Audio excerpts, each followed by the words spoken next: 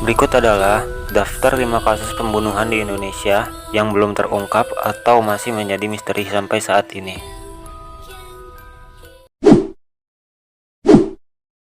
DJ Budi Mulyono.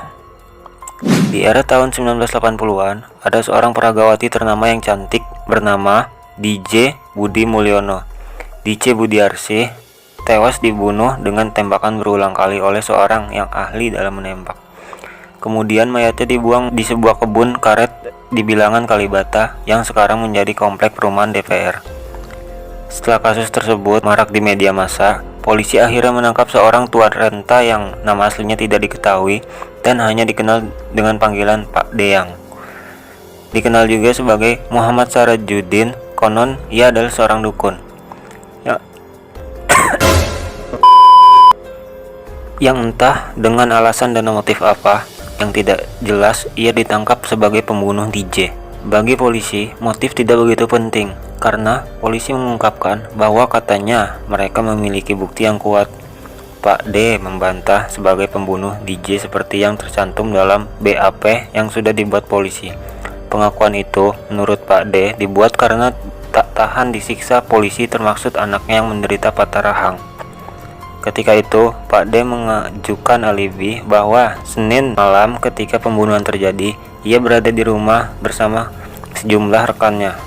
Saksi-saksi yang meringankan untuk memperkuat alibi saat itu juga hadir di pengadilan.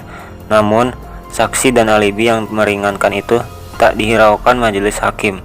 Akhirnya, Pak D dijatuhi hukuman penjara seumur hidup.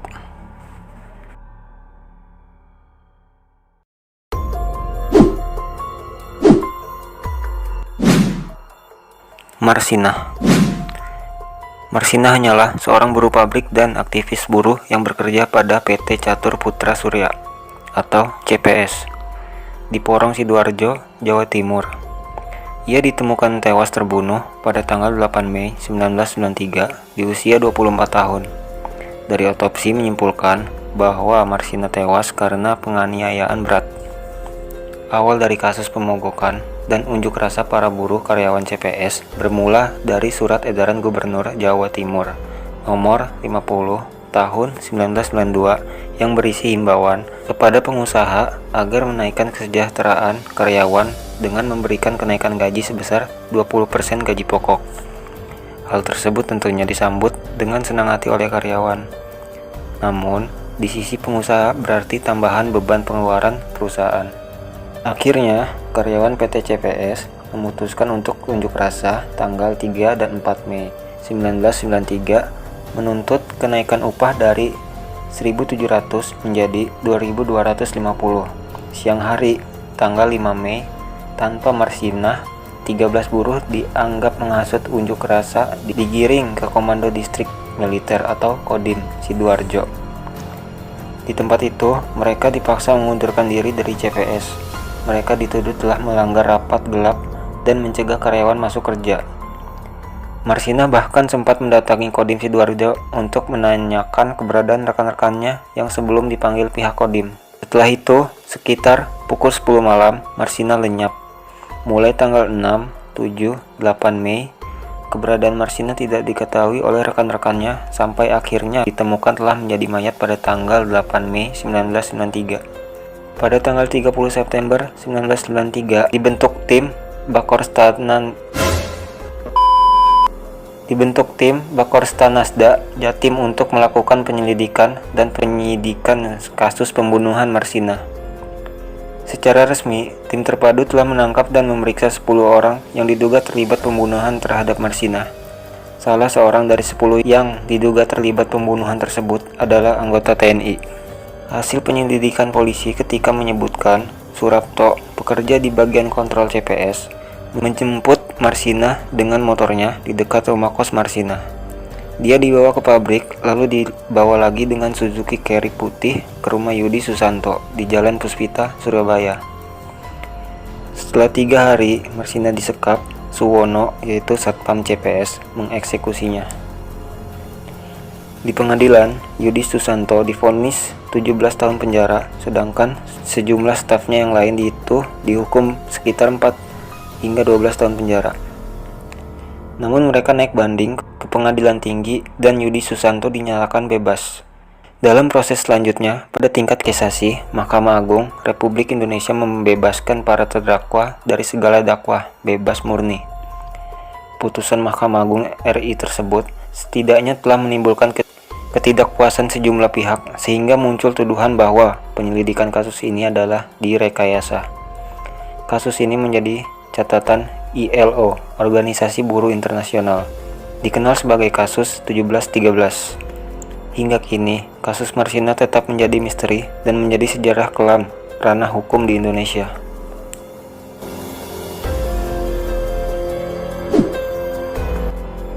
Kasus Munir.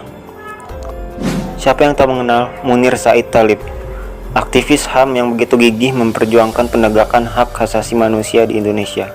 Peristiwa meninggalnya Munir di atas negara Rumania pada 7 September 2004 masih meninggalkan tanda tanya besar. Penyebab meninggalnya Munir diidentifikasi sebagai keracunan senyawa kimia arsenik. Namun, kasus ini masih menjadi misterius setelah tim otopsi Rumah Sakit DR Sutomo menemukan kejanggalan pada senyawa arsenik di tubuh Munir. Keanehan ini dikaitkan dengan misi intelijen yang hendak melenyapkan Munir bersama rahasia-rahasia yang dibawanya.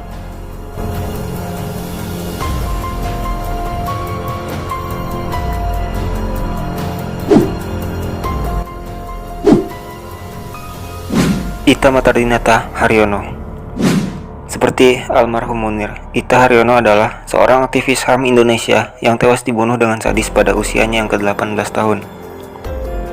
Ita lahir pada tahun 1980. Ia tewas mengenaskan pada tanggal 9 Oktober 1998 di Jakarta. Saat itu, Ita Martadinata Haryono adalah siswi kelas 3 SMA. Ia tewas dibunuh dengan sadis di dalam kamarnya sendiri. Perut, dada, dan lengan kanannya ditikam hingga 10 kali dan lehernya disayat. 1 minggu sebelum berangkat ke Amerika Serikat untuk memberi kesaksian kekejaman pemerintah Orba dalam tragedi kerusuhan Mei 1998 di Jakarta. Ita yang saat itu masih kelas 2 SMA menjalani aktivitas seperti biasa. Selesai jam sekolah, ia langsung pulang ke rumah. Sampai di rumahnya, gadis yang masih belia itu naik ke lantai 2 untuk menuju ke kamarnya. Ternyata di kamar itu sudah menunggu seorang laki-laki yang kemudian membunuhnya dengan sangat sadis. Ita Martadinata tewas seketika dengan luka-luka menganga akibat tusukan benda tajam. Tubuhnya ditemukan tewas bersimbah darah dalam kondisi telungkup. Setelah tewasnya Ita Martadinata, tidak ada lagi saksi dan korban yang dapat memberikan keterangan di PBB. Laporan ke PBB juga tidak dapat ditindaklanjuti karena negara menolak mengakui.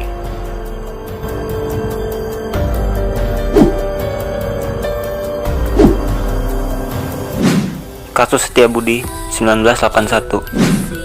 Kasus ini bermula pada pagi tanggal 23 November 1981. Ketika itu ada 2 buah kardus berbau busuk yang ditemukan oleh 2 orang penjaga malam PT Garuda Mataram Motor. Kardus tersebut tergeletak di atas trotoar jalan Sudirman yang tidak jauh dari persimpangan Jalan Setiabudi, Jakarta Selatan.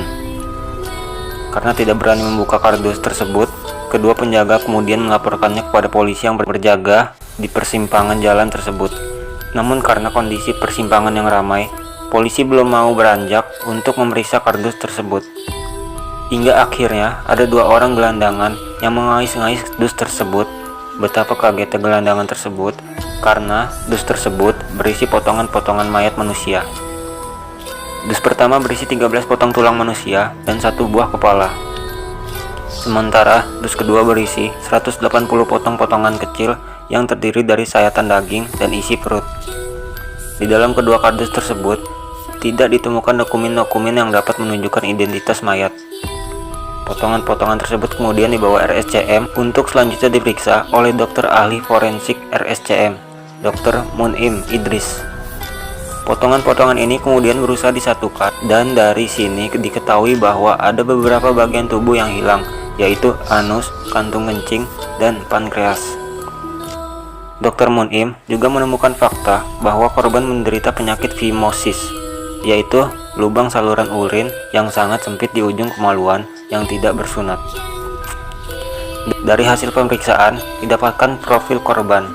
Korban merupakan pria muda berusia 18 hingga 21 tahun dengan tinggi badan 165 cm dengan tubuh tegap dan agak gemuk. Selain itu ditemukan juga beberapa tai lalat di tubuh korban. Mutilasi diperkirakan dilakukan pada malam tanggal 21 November hingga dini hari berikutnya. Dari kondisi potongan-potongan yang ditemukan, diperkirakan pelaku lebih dari 2 orang. Menurut Dr. Mun'im, selain memotong-motong tubuh korban, pelaku juga menyayat dan mengelupas seluruh daging dari tulang korban. Dan ini merupakan pekerjaan yang tidak mudah. Kira-kira butuh 3-4 jam untuk pelaku melakukan mutilasi keji ini. Dalam dunia kejahatan, mutilasi dilakukan dengan tujuan untuk menghilangkan jejak dan mengaburkan identitas korbannya, sehingga kejahatan yang dilakukan pelaku tidak diketahui orang lain. Umumnya dilakukan dengan cara melenyapkan tanda-tanda vital pada tubuh korban yang biasanya digunakan untuk identifikasi, seperti bagian-bagian kepala, pada bagian wajah, dan tangan atau kaki untuk menghilangkan sidik jari. Pada kasus ini, justru tanda-tanda vital tersebut masih ada. Polisi pun kemudian menyebar foto wajah korban dan sidik jarinya. Namun, hingga saat ini tidak ada satupun yang melaporkan kehilangan sanak keluarga ataupun mengenali korban. Tanpa adanya informasi ini, penyelidikan pun menemui jalan buntu. Hingga saat ini pun, misteri mutilasi ini belum dapat terpecahkan.